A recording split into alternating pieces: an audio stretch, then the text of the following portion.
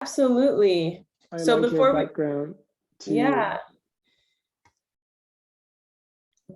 You want to take a picture like this, or do you want? That's good. That's good. Okay, perfect. So we'll get started in a few minutes. I see a few people are still joining. So it's 5:30, but I have a few housekeeping rules. I'll go over those so then we can maximize, our time together. But I want to thank everyone for being here today. If you're here for the intermittent fasting AMA with Dr. Ludidi, you are in the right spot. For those who are new this week joining us, AMAs are casual conversations that we host every week, and we bring in Thrive Stars, Thrive Challenge winners, and sometimes we bring in experts such as Dr. Ludidi, who's here with us today. So our challenge for October, we were focusing on our food journey. And so we brought in some really interesting guests this month. We did a talk on veganism with one of our Thrive Stars, Adam. We talked about cognitive health nutrition. We even did a Sicilian cooking demo. So I'm super excited to be ending the month of October with you, Dr. Ludidi, and focusing on intermittent fasting. I'm super excited about that. And before we get started, I just have a few housekeeping. We have a new webinar format. So what that means is if you have a question, just put it in the chat and we'll try our best to get to it. I will be inviting a few people to the panel here so you can ask your question out loud. So if you're interested in that, just raise your hand, use the raise hand symbol. We are recording. I am going to put our privacy policy in the chat in a few minutes so you can review that. Going back to why we have this new webinar format is because a lot of people were asking for the recording link because they wanted to rewatch it later. And so this format will allow us to share this with our community. And of course, always consult your physician before beginning any exercise or nutrition program. This AMA is intended for general information, and it's not intended to diagnose any medical condition or replace your doctor, okay? So, all right. Thrive Stars, everyone, this is a part of our Thrive Stars community. We host these AMAs to bring everyone together and cheer each other on. So I also want to invite you all to join our Thrive Stars community. What makes someone a star? These are just a few of the qualities. If you're passionate about helping others, if you're committed to living the life you want, if you're excited to share with others your journey and your micro steps along the way, and if you're a cheerleader for others, that's all that is required to be a Thrive Star. So I will share that in the link as well. And now, okay, my intro for Dr. Ludidi. Make sure you follow him on Instagram. I have put his handle here on Instagram. It's at Dr. Ludidi or dr.ludidi. And something that you all may not know is that Dr. Ludidi is joining us all the way from the Netherlands. So it's nighttime there. So thank you so much for being here today. Thank you for the invitation, Angel and Team Thrive Global. I'm super honored to join you guys here on this session. And indeed, it's bedtime for me, actually. It is 11:30. Normally, I go to bed between 8 and 9 p.m. So I had to take a little nap in between, I have to admit. Absolutely. Well, thank you so much. A little disruptance in your sleep schedule, but we appreciate it. All right. For the common goal. Right, it is. Spreading, wellness, and there's nothing better than that. Definitely. So Dr. Ludidi is a best-selling author. He's also a private nutrition coach for celebrities and elite professional athletes, which is super cool. He takes the guesswork out of nutrition, and his practice is focused on sustainable health. So we're going to be talking all about that for the next hour. We have 1 hour of his, precious time. So, all right, I'm going to stop sharing my screen. Do you have Would yeah. you mind going back to the very first slide so I can quickly take a screenshot from that? Oh yeah, I absolutely. really like that one. Absolutely. I think it's this one, yeah. Okay. Now everybody smile. There we go. Super. That's it. Thanks a lot. Awesome. All right. Are you going to be sharing your screen or no? This is just this is it, yeah. Okay, perfect. So I wanted to know, like, we've heard people, it's a common thing, at least for me, you hear people, they wake up and they are like, I can't eat breakfast and I don't eat, I just drink coffee and then I eat at 12 or 1. So let's just start off, by going over the basics, like what is intermittent fasting? What does that mean? Is the scenario I just described to you, is that intermittent fasting? Well, there should always be an intention. When you start with intermittent fasting, there should be an intention to skip breakfast. What you actually do, you don't skip breakfast, you shift it to a later point of the day. But there should always be an intention. So it should not be driven by rushing, and I don't have time to have breakfast whatsoever. We're talking about fasting, and fasting actually is a centuries-old ritual. And we see that in many cultures all over the world. Many people know it from Islam. They have Ramadan fasting.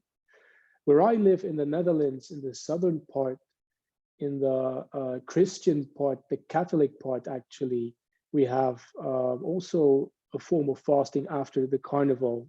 Catholics, as Catholics, we have carnival, and that's a festive period in which we eat a lot and we drink a lot as well, many people. And thereafter comes a period of fasting until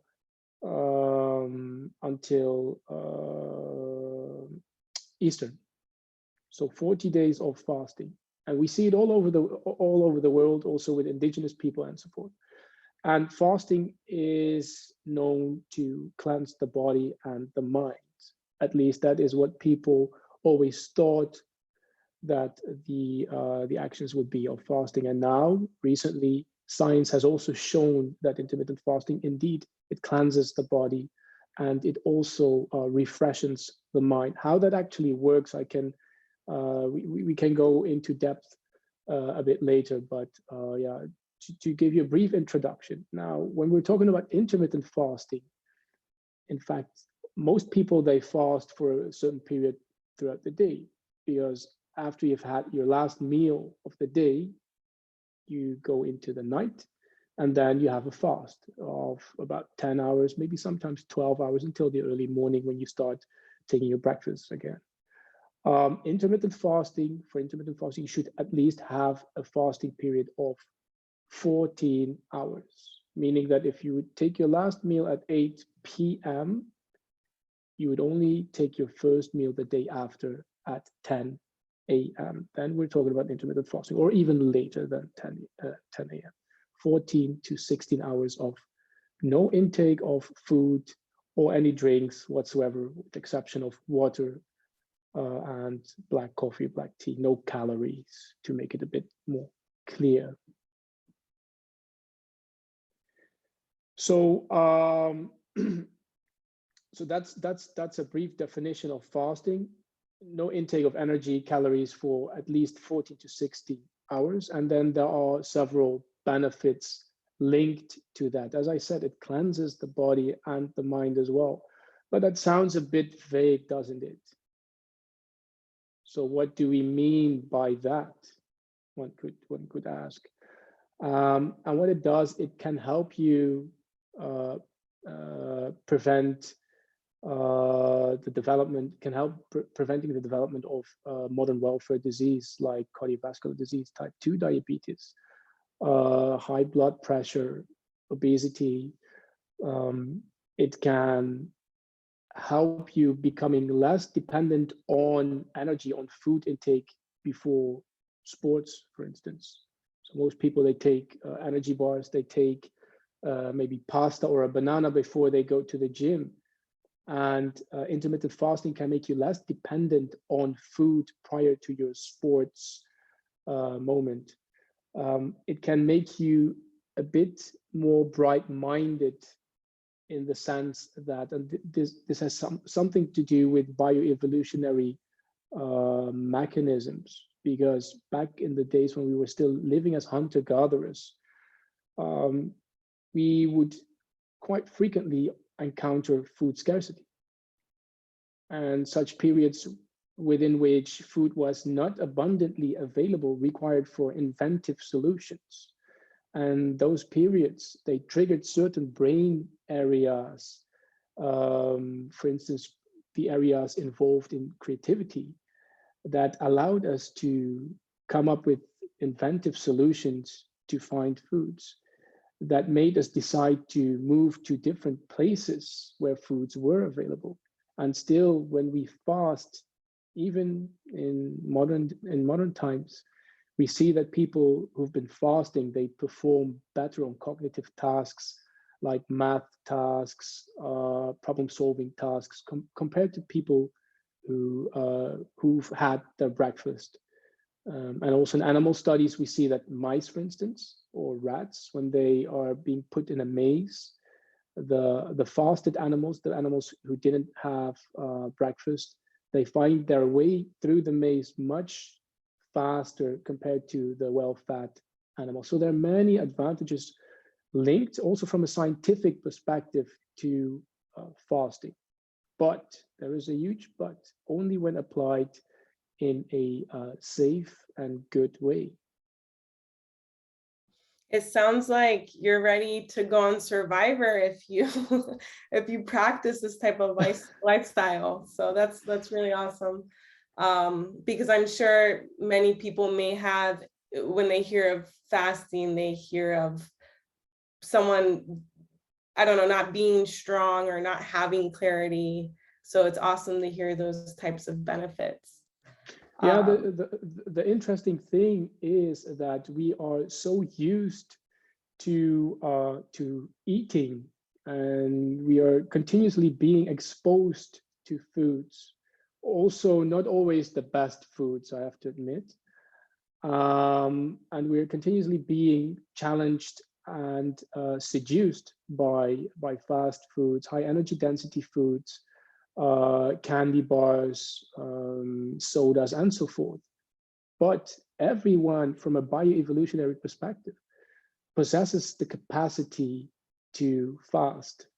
This is something that is written in our DNA as a human species, and all other animals there, they have the capacity to fast. And most of us, they've forgotten how to fast, and we can relearn how to become independent of food without showing any symptoms of dizziness, fatigue, exhaustion, and so forth. But this is a gradual process, a step at a time, a micro step at a time, maybe even. I want to invite Candace here to ask, she has a question, and then I'll continue on with my questions that I have for you. All right, Candace? Definitely. Hi, can you hear me okay? Okay, Yeah. great. Hi, Dr. Ludidi. So I practice intermittent fasting and have for a couple of years probably. Typically do somewhere around 17 to 19 hours of fast time on most days. I've recently seen some information on a couple of things that I wanted to ask about. One was I've seen some data that that kind of ideal fasting window and eating window quantities may differ for men and women, and that there's potentially some hormonal disruption that happens in women that doesn't happen in men. So I wanted to get your take on that. And then kind of the other thing that I wanted to ask about was something that I heard Andrew Huberman say just the other day about that if you do intermittent fasting, it's really best to just kind of do that all of the time and not have kind of on days and off days, and because your body doesn't really handle that switch very well. So I wanted to ask you about those two things. Thanks, Candice, for the two questions. And these are super vital questions, super important questions, and I'm very happy that you asked them. I always say also in my book, I write one size fits none. We are not all the same, although we do have similar requirements, of course, as human beings, but there are differences between subtypes, men, women, but also within the group of men and the group of women, there are specific subtypes. So the protocol that you apply when talking about intermittent fasting, and there are many different protocols. We have the 16-8 protocol. That means that you fast for 16 hours and you eat within an eating window of 8 hours. A different protocol could be the every other day fasting. So you eat normally on one day, and the other day you fast for 24 hours. Then you eat normally again for 24 hours for a day, and you fast for 24 every other day fasting. Then there is the 5-2 protocol, meaning that you fast for 2 consecutive days and then you eat normally for 5 days. There are many different protocols, and I believe that you should find a protocol that matches your preference and not the other way around. You should not be forced into a protocol. No, you should find a protocol that matches your personal preferences, your personal configuration as an individual. One size fits none. Having said that, too much of a good thing, Candice, can also be a bad thing, isn't it? Fasting applies a certain level of stress on your system, on your body, and also on your mind. And under normal conditions, stress induces hormesis, which means that it induces an adaptive response in the body that forces the body to adapt to the situation, which is a good thing. Compare it with training, for instance. If you go to the gym and you lift weights, you put a certain level of stress onto your body, and your body adapts, so it becomes stronger. And then next session, you can lift heavier. Next session, you can lift heavier, and so forth and so forth. And this adaptive response to stress is a good thing, but it also requires a certain amount of recovery. So if you train day after day after day after day after day, and you keep applying stress, then too much of a good thing can become a bad thing, and you can become overtrained. And with fasting, it works the same. So intermittent fasting applies a certain level of stress to your body, and your body adapts by, for instance, increasing the fat burning capacity, which is a good thing.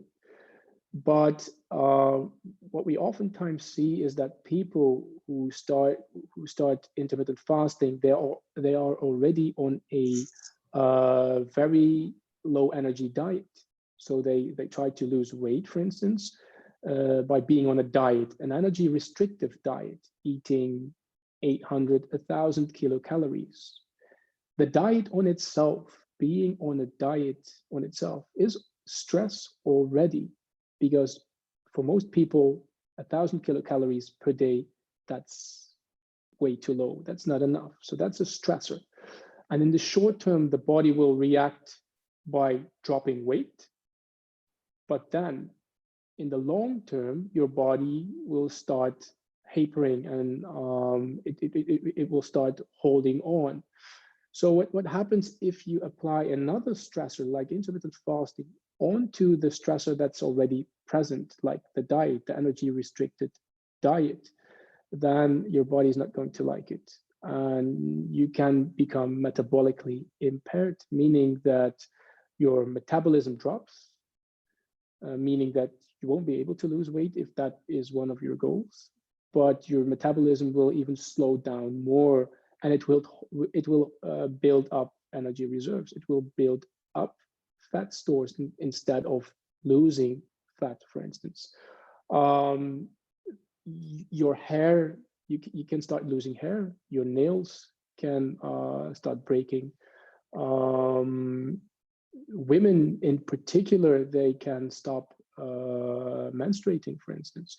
So what I'm saying here is, once again, too much of a good thing can eventually become a bad thing. You need a reset every now and then. And a good eating pattern should always be the basis of a successful intermittent fasting journey. When you engage in intermittent fasting, you should always take breaks. And my recommendation is also to mimic the natural patterns, to apply a protocol within which you fast for about 8 weeks. And then you take a break for 2, 3, 4 months. And then you fast again for 8 weeks. And then you take a break for 2, 3, or 4 months. Because just like there is daytime, there is a nighttime for people and nature to recover.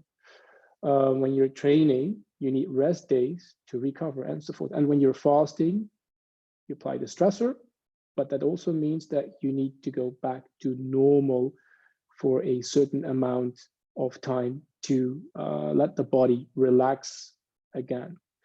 And one more thing here, when comparing this with indigenous people, for instance, who encounter food scarcity, they would never, ever stay in a depleted area for a very long time. So they would be able to survive for 1 or 2 weeks. And then they would say, okay, enough is enough. Let's move on to richer soils because we need to feed ourselves. And indigenous people and the hunter-gatherer ancestors of ours, they would eat 3 meals per day, a breakfast, a lunch, and a dinner. And that is the normal configuration that we humans need. However, when there is a disruption of the system, because food is abundantly available whatsoever, we might need a reset every now and then. But that reset should not last longer, in my professional opinion, than 6 to 8 weeks. And then you go back to normal again. Does that answer the first part of your question, Candace?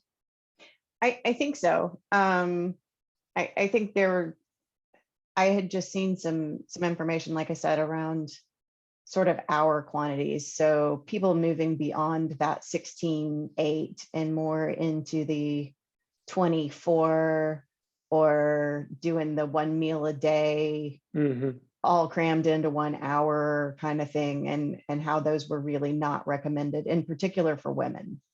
Yeah, more is not always better. And if you want to do a 24-hour fast, for instance, as for me, I do this once per month, every first weekend of a new month as a reset.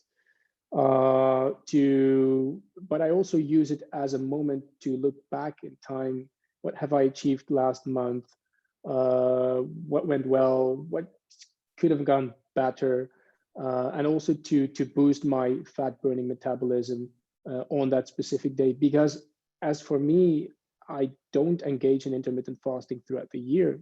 I've not done it for 4 months now, for the reason that it's not a natural configuration that belongs to the human species. But I apply it every now and then, twice, maybe once, twice, thrice per year, 6 to 8 weeks. Yeah, and the second part, and I'm sorry, but in particular for women, they are particularly vulnerable for overdoing on fasting and dieting. So 14 hours, 16 hours, that should approximately be the max, in my opinion. I would not go beyond that.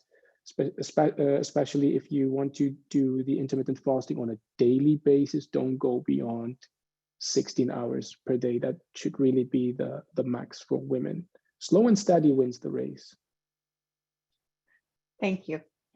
And there was a second question that was about was your initial thought, and I think I already answered it.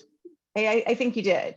So it was based on what I had heard Andrew Huberman saying in the last week about if you're doing intermittent fasting and you have a normal eating window, it's okay to kind of slide it 2 hours this way or 2 hours that way, but don't really go beyond that because it's just sort of body confusion. And that sounds very antithetical to what you just said. Yeah, and because you're not recommending long-term at all. So the body loves patterns, and the body recognizes certain patterns. So sliding 2 hours this side or 2 hours the other side is actually something that I would recommend against. I'd stick as much as I could to the fixed eating and fasting windows. So for instance, if you take your first meal at 12 midday, I'd stick to that, not sliding too much to the left or to the right, not too much to 10 or 2 o'clock.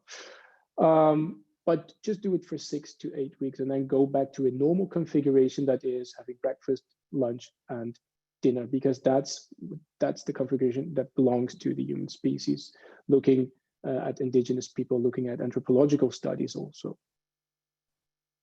Okay, thank you. All right. So next, we talked about a lot there, and I think it might be helpful.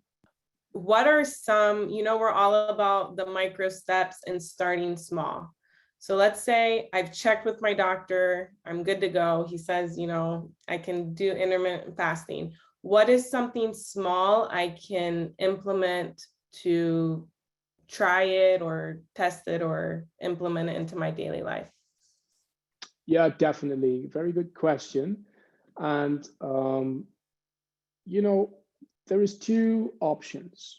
For some people, intermittent fasting opens the door to a healthier lifestyle, because they realize when they start with intermittent fasting that this is just a part of living a healthy lifestyle in general. It's just a method that can be applied every now and then. It's not a quick fix. It should be applied as part of the lifestyle. So intermittent fasting could open the door to living a healthier lifestyle. And other people, they do it the other way around. They have unraveled some vital building blocks of what it means to live that healthier lifestyle: food, rest, sleep, activity. And then they want to go a step further and they discover intermittent fasting, which works also. Let's try to use intermittent fasting as a tool to start discovering more about health. Intermittent fasting, in this case, I would make use of one of the strongest benefits of intermittent fasting, which is that there are only 2 rules. And rule 1 is stop eating. And rule number 2 is you have to start eating now. It's super simple. That's the most basic form. And what I typically recommend my clients is to make use of this device. Not sure whether you can see it. It's a telephone. And that device, it can do a lot of things, but there is also an alarm function. And that alarm function can help you not only by remembering when to start and to stop eating, but it can also help you building in a bit more rhythm and regularity throughout the day, which is in fact the most important success factor when you want to live a healthier lifestyle. So my first recommendation would be set your stop eating alarm. Set it, for instance, to 8 p.m. That should be your last meal of the day. Set an alarm that helps you remind when to stop eating. And then you set another one that helps you remind when to start eating the day after. And I would not go all the way from the beginning. I would start with a fasting window of about 12 hours, meaning that you would take your breakfast in the early morning, 8 o'clock, 12 hours later. And you try that for maybe a day or 4 or 5. And then you put it to 8:30 or 9, if you like. And every 3-4 days, you move your alarm with 30 minutes later, ending at 11, maybe 12 o'clock midday. By applying these tiny steps, you can start exploring intermittent fasting and start also profiting from the benefits from intermittent fasting in a very easy and simple way. You will not get the hunger knot that you would get when you would do it cold turkey, because not eating for 16 hours can be experienced as something very extreme for most people, and then they will start experiencing symptoms like dizziness and headaches and stuff because they didn't go prepared. But by making use of this methodology, just make use of the alarm. You can gradually train your body over a period of 2 weeks, becoming less dependent on food throughout the day. That's one part. So make use of the alarm and set it every 3-4 days at 30 minutes later. But then the second part, and that's the most important part actually, because a good eating pattern is the most important thing if you want to enjoy all the benefits from intermittent fasting. So you should not be the lazy type of person. I'm intermittent fasting and I'm just not eating and I forget to eat, and then all of a sudden it's 6 p.m. and oh, I haven't eaten yet, and that will cause troubles. Make sure that you prepare your first meal. That's the only message for now. Make sure that you at least prepare your first meal and make that a good one, a meal that contains good natural fats, good proteins, good carbohydrates. That could be a meal salad, for instance, with fish, with tofu, with chicken, with eggs, but that contains at least all the 3 macronutrients, plus a component consisting of vegetables or fruits. So the alarm and a good first meal that could help you to start exploring your health journey by making use of intermittent fasting. Amazing. Sounds easy enough. We had a couple of questions come through, so I'm just gonna go to those. So we have a question that says, is it a myth that you can have coffee and unsweetened almond milk during intermittent fasting?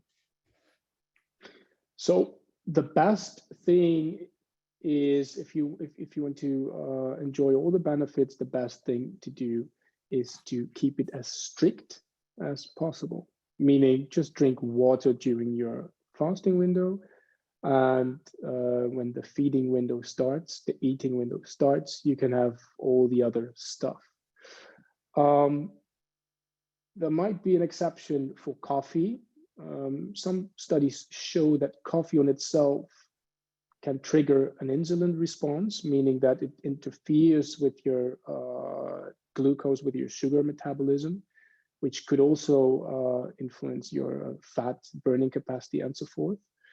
But other studies, they don't show such an effect, which means that coffee is a bit in between. And as for me, when I'm on an intermittent fasting protocol, I do take coffee, a coffee or two, but black coffee only. And the good thing about coffee is it contains antioxidants, but also it contains bitters. And these bitters can help you suppress the sensation of hunger. So in that way, it can help you. I would never take it with artificial sweeteners, with sugar, with milk, or any other type of energy containing substance like almond milk, whether it's sweetened or unsweetened or oat milk whatsoever. I would not do that. I would not recommend that. If you want to have coffee, try having it black. For tea, it's the same. Well, I'm And of pretty course, lucky then, of because I course, love you can. black. Sorry, Angel. Now, of course, you can have your coffee with almond milk, but during the eating window, that was the only thing I was going to say. I was just gonna say that I love black tea and I love black coffee, so that's a good sign for me then. Good for you. Awesome. Okay, so our next question says, you have 14 hours. Oh, it says you said 14 hours before eating. What do you recommend should be your caloric intake with that meal coming out of the fast? Yeah, interesting question. Answer consists of two sections. Section 1 has to do with calories, and section 2 has to do with how many meals. So I recommend you and everyone to be very cautious living your life counting calories. I'm a protagonist of listening to the feedback your body gives.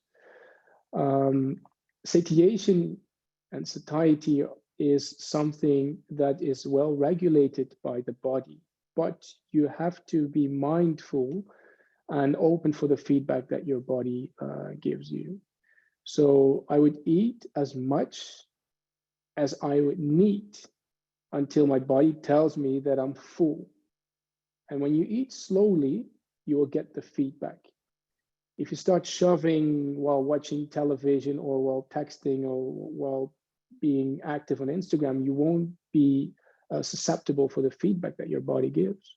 But if you just eat, have a chat with your family, and eat slowly, then the feedback will come. So listen to the feedback that the body gives you.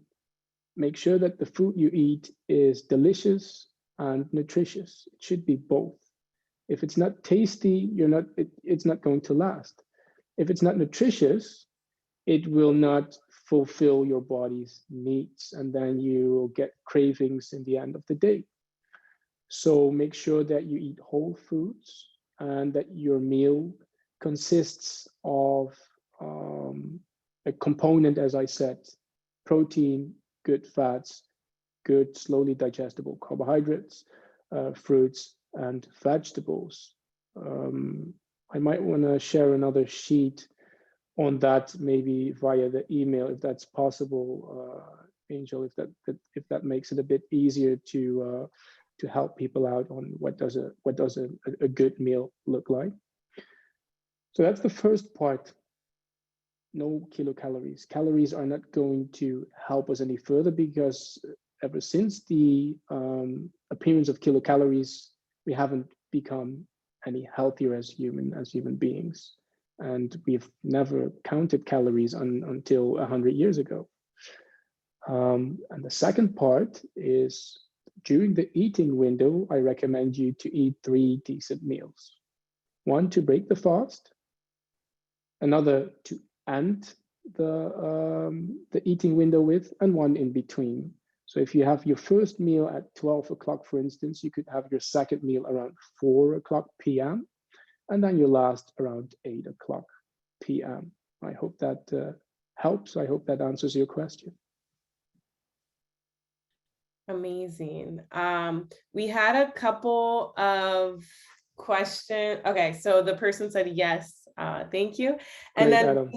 we had some questions come in about coffee. That was a popular topic. So I'm just going to read them. So the first one is, how many cups of coffee can we take a day? 2. 2. Okay, and the second one says, when you say black coffee, I have heard that a pinch of fine Himalayan pink salt can help you offset some of the bitterness of the coffee. Do you recommend that during the IF window? The Himalayan salt in the coffee. Yes, in the coffee, like a pinch of it in the Yeah, coffee. you can, if you like that. As for me, I wouldn't like that, but if you like that, you could definitely give it a try. There are many things you can do to make the fasting a bit easier, but trust me, 14 or 16 hours of fasting, after a while you get used to it, and it's not, it really isn't a hell. But you can definitely try that. You can also use half a liter of water and add a pinch of salt, a teaspoon of salt to that, Himalayan salt or rock salt to that. That helps also regulating your electrolytes, because during the fast you will initially lose quite a bit of water that could cause headache, that could cause a drop in blood pressure. And by drinking salty water, make sure it's not too salty, but the salt in the water helps retaining the water in the body. So that could definitely help. If you like to add it to the black coffee, be my guest. And there is also something like bulletproof coffee. I'm not sure whether there's a question about bulletproof coffee and whether you know what bulletproof coffee is, but bulletproof coffee is black coffee with, instead of cream or milk added to it, you add a teaspoon of butter or coconut oil to it. And it gives a creamy sensation to the coffee comparable with the cappuccino. But because it's almost pure fat, it doesn't interfere with your glucose and your sugar metabolism, and it boosts your fat burning capacity, because you have to eat fat in order to burn fat. This sounds a bit contradictory, probably, but this is how the body works. If you feed fat, then your body will start burning fats. If you feed your body carbohydrates, it will prefer burning carbohydrates. And this bulletproof coffee, a teaspoon of butter or coconut oil added to the black coffee, gives the coffee a bit more, a more creamy sensation. It's quite nice. It will not interfere with your glucose metabolism. It will boost fat metabolism, but it will not allow you to get into, for instance, deeper layers of fasting like autophagy and stuff like that, which has to do with cell renewal. Is getting very technical, but there are some parts that you won't touch on if you drink bulletproof coffee, and you will touch on those if you don't.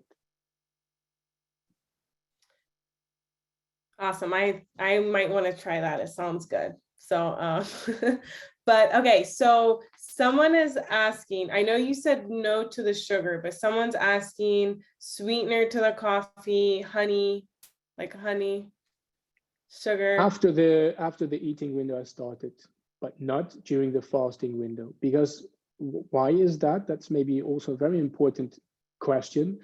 Under normal circumstances, your body prefers using sugar as an energy source. And all the sugar that comes in, that will be either burned, or the excess will be converted into a different fuel source, fat, because we have a very small capacity to store sugars in the body, in the liver and the muscles. That capacity is very limited, but the capacity to store fats is unlimited. It's not without reason that people exist of 200-300 kilos and even more. So our body typically prefers to use fat for sugar for energy, and if we eat sugar, then it will start burning sugar. All the excess will be converted in eventually into fats. What happens when you start fasting? You will deplete your sugar stores first, your endogenous sugar stores. So the liver will be depleted from sugars, the muscles will be depleted from sugars, and you will start feeling a bit weak in the beginning. That's when the man with the hammer knocks in, if you're not used to being in a depleted state. And when you are completely depleted from sugars after approximately 12 hours of fasting, then the body starts using fats for energy. So after 12 hours of fasting, that's why the 12 hours is a very critical point, the body starts using fats for energy, and your fat burning capacity increases. Most people, after 10 or 12 hours of fasting, they start eating again. They start having their breakfast cereals containing sugars. They have an orange juice in the morning and stuff. So they will feed sugars again. So the fat burning capacity will be blocked, and the body will switch back to burning sugars. But if you prolong that fasting period from 12 to 13, 14, 15, 16 hours, you will benefit up to 4 hours longer from a sugar depleted state and an increased fat burning state. That's why it's important to refrain from sugars when you are fasting, because if you would eat sugars again, then the body will immediately switch back to burning sugars, and then all the benefits linked to an increased fat burning state will be gone. So no honey in the coffee, no artificial sweeteners, no sugar, please. Awesome. Okay, I'm inviting John to the panel so that he can ask his question. Welcome, John. Oh, thank you. Yes. And I think Dr. Ludidi pretty just answered the question, but I was going to ask, how does intermittent fasting lower your blood sugar, or help lower your blood sugars, since I'm a type 2 diabetic? How's it, John? Oh, yes. Doing good. Good to hear. Yeah, so this is indeed also to a large extent how it helps lowering blood sugar.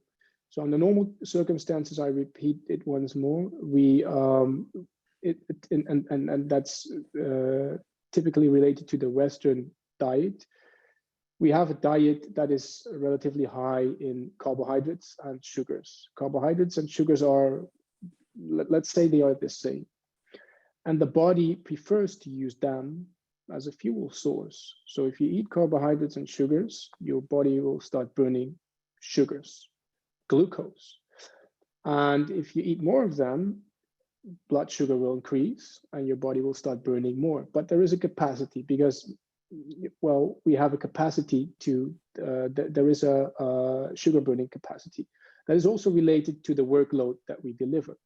Active people are capable of burning more sugars. Inactive people, they don't burn that much sugars. But because we eat so much sugars, the intake will be higher than the burning capacity. So all the excess needs to be stored somewhere, and that will be stored initially in the liver and in the muscles. If those, if the storage capacity is reached, then the blood sugar levels will rise even more, and eventually the body will convert all the excess into fat. So we have a state within which we have all our sugar stores completely buffered. We have high blood sugar, and all the excess will be stored into fat, so our fat mass will also increase. Then when we start fasting, we start first depleting the sugars from the bloodstream. So blood glucose will be lowered. Then we will deplete all the sugars from the liver and from the muscles until the lower range, which is approximately 4.5 millimoles per liter. For people who have diabetes, they might recognize that, that number. And after we've reached that lower range of blood blood glucose, then the body will start burning fats for fuel. But it is necessary to deplete the stored sugars first in order also to lower the blood glucose, and then the body will start burning the fats. Yeah, I hope that answers the question, John. Yes, it did. Great. And I've had good results too with this. I've had some great morning blood sugars doing intermittent fasting, so I'm hooked on it, to say the least. Super. And is this your picture I see here in the? Probably, yeah. I guess so. Wow. The two people, yeah. Yeah, two people, and I see a very lean person on the right side. Yeah, I used to take 140 units of insulin a day, and now I take 0. So. Whoa. And yeah. You achieved That's also by making use of intermittent fasting. Right. Yeah. And of course, diet and exercise and all that other good stuff. Amazing. Congratulations. Oh, thank you. Great job. Thanks for sharing. Mhm. Thank you, John. All right, I have 2 questions for you about fruit. So let me just scroll back up so I can go to them. Okay, so they go together. So which fruit is best? And is there in any case eating too much fruit can cause sickness or life-threatening like disease like diabetes? Interesting question. And the question is something that's been provided by Mother Nature. Can that be a bad thing? That's the question that I like to ask back. And I don't think so. I think we shouldn't look for the causal factor of harm by what's provided by Mother Nature. But the processed foods, those are the real troublemakers, in my opinion. A piece of fruit contains 10, 12, 15 grams of sugar. That's half of what a candy bar contains. And they're the same in size and weight, approximately. Apart from the fact that the fruit contains antioxidants, vitamins, and so forth. So fruits are often seen as high sugar products. And of course, they are relatively high in sugar, but the dose makes the poison. And the dose in fruits is relatively low compared to processed fruits. It's high compared to meat and eggs. They don't contain any sugars. But it's also lower compared to honey, for instance, which is also a good natural product, especially when you eat raw honey that also contains lots of antioxidants. Don't avoid natural products. If you want to avoid something, then look at the processed foods, the packaged foods, the foods that we actually, that our grandparents would not recognize. Those are the foods that we should avoid, but not the natural foods, not the fruits, not the vegetables. Yeah. Of course, there are differences between types of fruits. So if you want to eat fruits that are a bit lower in sugar, I'd go for berries, raspberries, strawberries, blueberries. They're always good, frozen or fresh. I like them frozen, especially when tossed into a smoothie, for instance. But yeah, in fact, all kinds of fruits are okay. But also here, listen to the gut feeling and the feedback that literally the gut gives you. As for me, I can't stand avocado, which is actually also a fruit, low in sugars in this case. But when I eat avocado, I get a stomach ache and I have to run directly to the toilet. This is something that you don't want. People say that avocado is super healthy, not for me, so I avoid avocado. But I also avoid cherries. I get an itchy throat from cherries, for instance, so I try to avoid them. Try to listen once more to the feedback that your body gives you. And what about juicing during the fast? So juicing fruits, vegetables, everything. Let me ask you a question back. What happens when you drink juices? What are juices made of?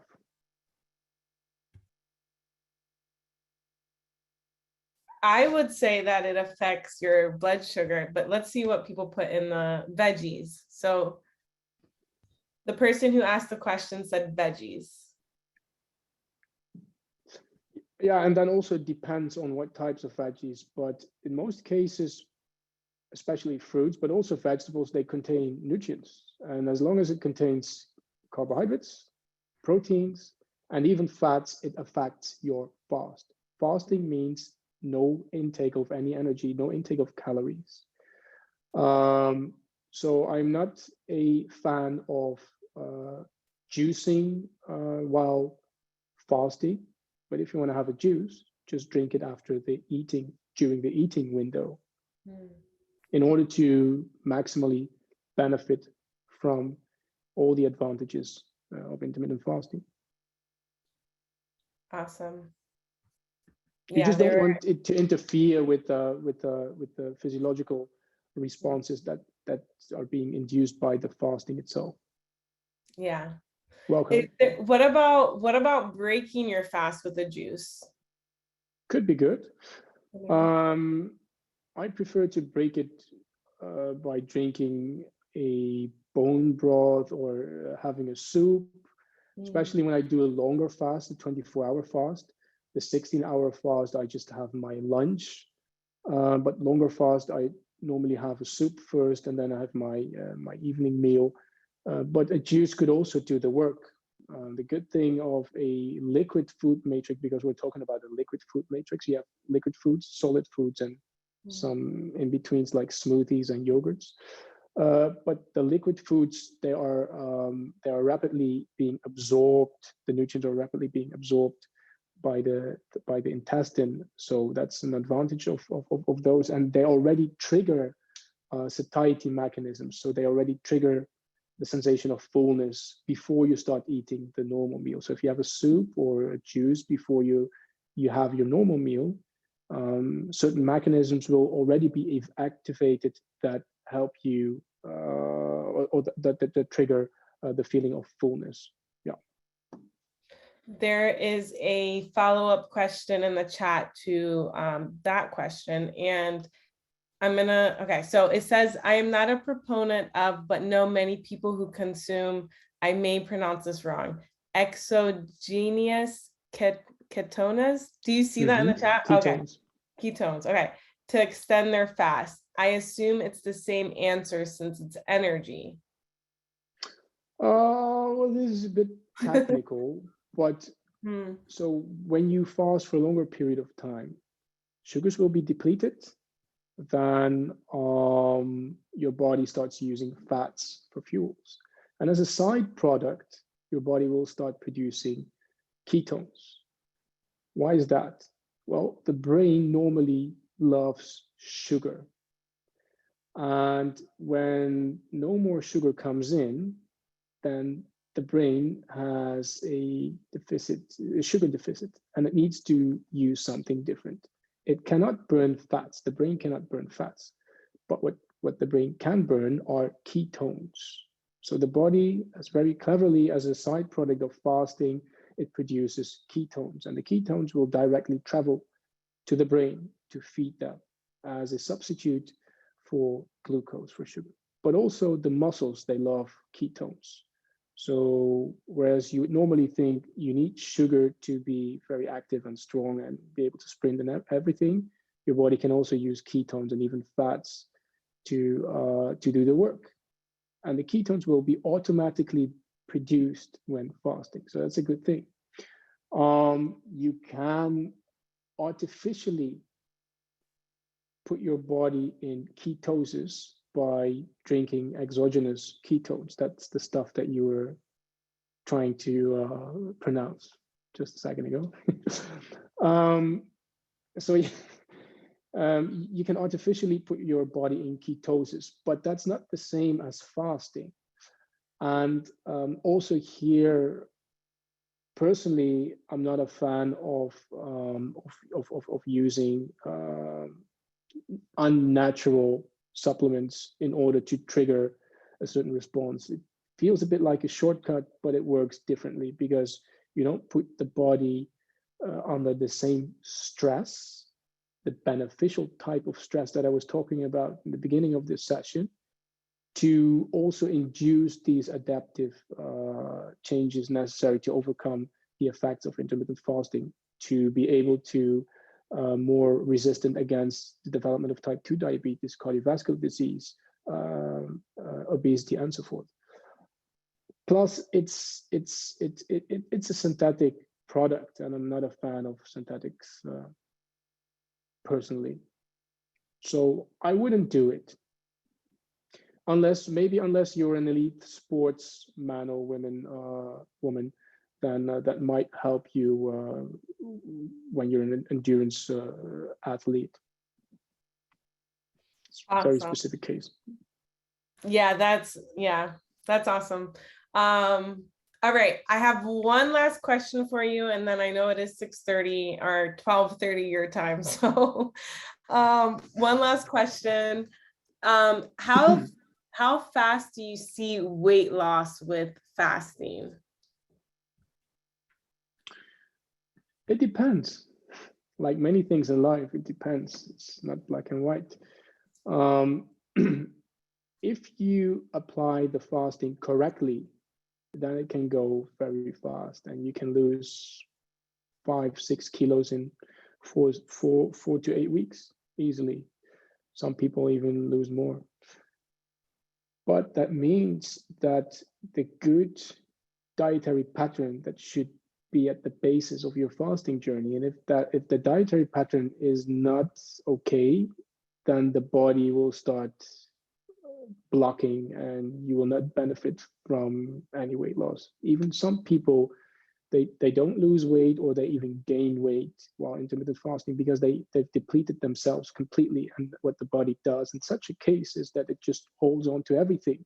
So every meal that comes in, they will just use a bit for vital processes, and all the rest will be converted into fat. So metabolism will become very efficient.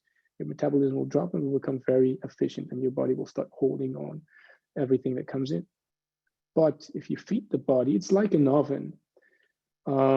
If you put more woods onto it, then the fire, the flame will grow. And but if you don't feed the flame, it will start shrinking and become very tiny and small, and won't be able to fill the room with enough energy and enough warmth. In order to let the flame do its work, you need to feed the flame. And it's the same with the body. In order to keep your metabolism going, you need to eat. You need to feed the inner flame. But having said that, you could already drop in the first 2-3 days, you could already lose 1.5 kilos. But be aware of the fact that this is mostly water and glucose, because as I said, we store sugars in the liver and the muscles. And after you've done a couple of days of intermittent fasting, these sugars, they will be depleted, they will be gone. No more sugar in the muscles, no more sugar in the liver. And there is normally water bound to that. And that will also be gone, and that can be up to 1.5 kilos, 2 kilos. So it can go very fast, but make sure that your eating pattern, that's the basis for a successful fasting journey. Make sure to spend attention to that as well. Don't go directly for the fasting. Invest in your eating pattern first. Amazing. That was awesome. A lot of people enjoyed that question. So thank you so much. All right. Well, that is time for today. That was amazing. And anything else before we end today, Dr. Ludidi? Yeah, definitely, because of course we have this one, remember? I'm not sure whether you can see it. There's something with the background here. There it is. Yes. And I promised you 30 copies, and I see that we have 30 people in the session, so I think we have a perfect match here, right? Amazing.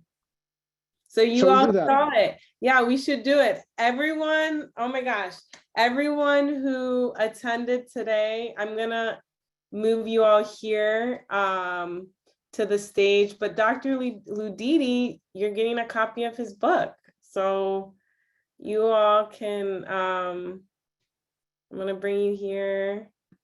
It's amazing. This is nice to see all these people. Right? Yeah, now we can see everyone, which is really nice.